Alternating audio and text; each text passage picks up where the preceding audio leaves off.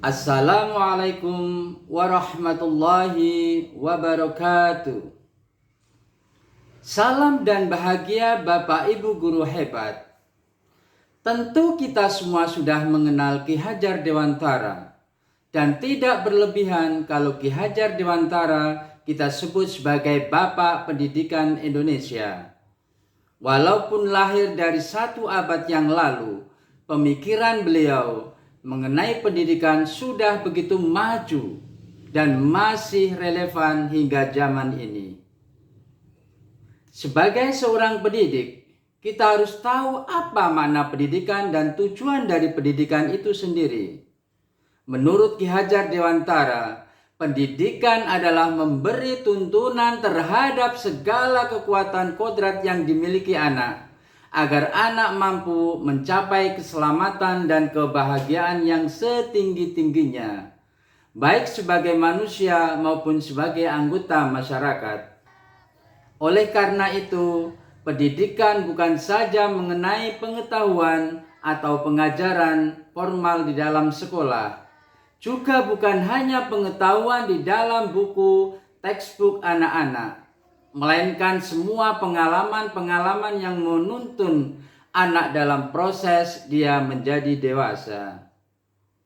Pemikiran Ki Hajar Dewantara juga melihat bahwa setiap anak itu unik dan berbeda sesuai dengan kodrat alamnya sendiri. Seumpamanya tanaman, ada berbagai macam tanaman yang ada di taman.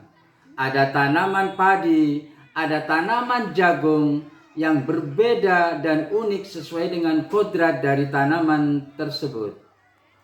Begitu juga dengan anak-anak di dalam kelas kita. Walaupun usianya sama dan berada di kelas yang sama, mereka memiliki potensi dan keunikan mereka masing-masing.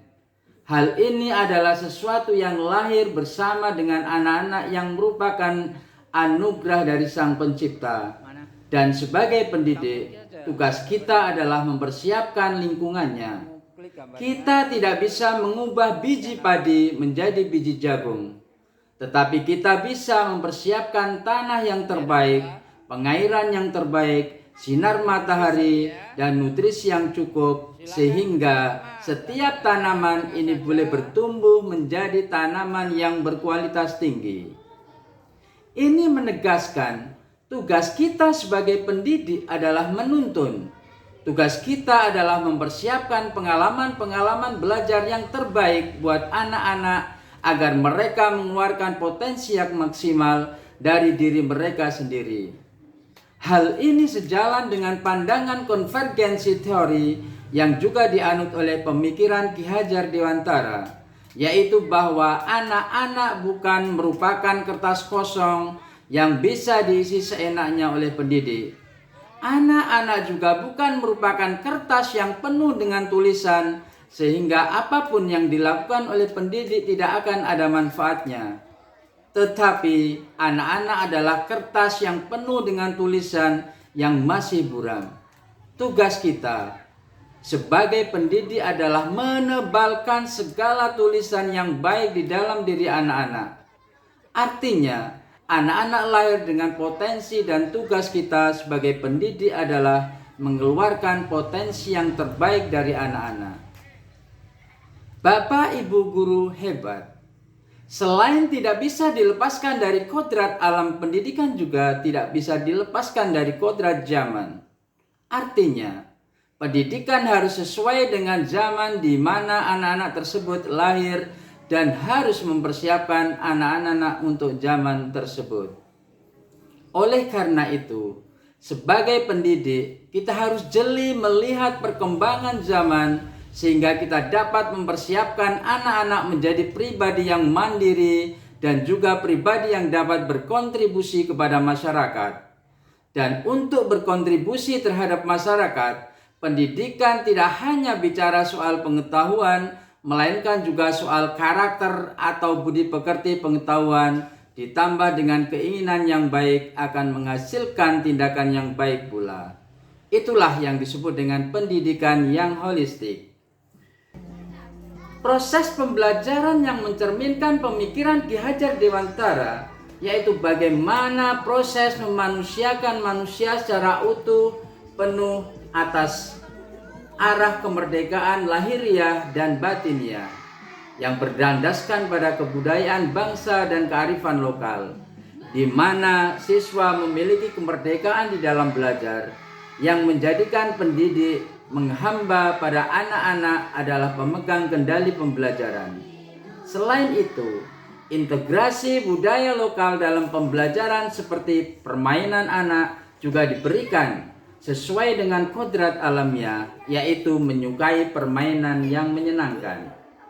Salam dan bahagia Bapak Ibu guru hebat. Untuk mewujudkan pemikiran Ki Hajar Dewantara, saya selalu menanamkan nilai-nilai kebudayaan yang bersumber pada kearifan lokal yang memanusiakan peserta didik.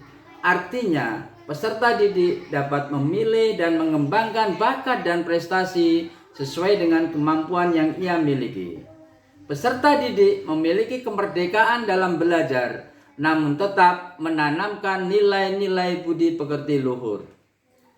Konsep pemikiran Ki Hajar Dewantara yang sudah saya terapkan adalah di mana saya sudah memberikan teladan dan tindakan yang baik sesuai dengan filosofi ing ngarso sung tulodo, berusaha sekreatif mungkin dengan menyebarkan ide-ide baru sesuai dengan filosofi ing madya mangun karso, dan juga selalu menjadi motivator dan pendorong agar siswa selalu bersemangat sesuai dengan semboyan Tutwuri Handayani. Terkait dengan kegiatan pembelajaran di kelas, saya selalu menanamkan nilai-nilai budi pekerti luhur dalam setiap kegiatan pembelajaran.